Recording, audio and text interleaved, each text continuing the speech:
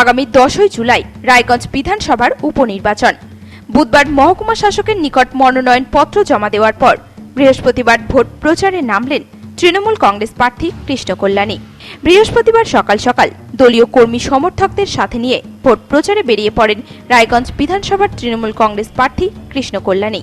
এদিন রায়গঞ্জের দেবীনগর বাজার এলাকায় ভোট প্রচার চালান তিনি। পায়ে হেঁটে হাত জোর করে সাধারণ মানুষদের কাছে ভোট প্রার্থনা করেন তৃণমূল প্রার্থী।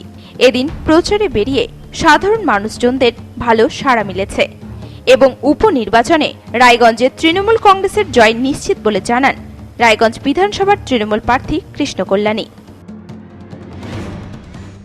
খুব ভালো সাড়া পেয়েছে, মানুষ নিজেদের উৎসাহ দেখিয়েছেন।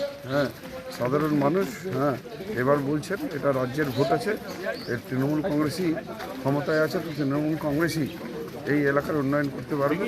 যে হিসেবে মানুষ সাড়া দিয়েছেন, উৎসাহিত হয়েছেন, তাতে নিশ্চিত এবার আমাদের তৃণমূল কংগ্রেসের খুব ভালো ফল হবে, এর নিয়ে কোনো অনিশ্চয়তা নেই।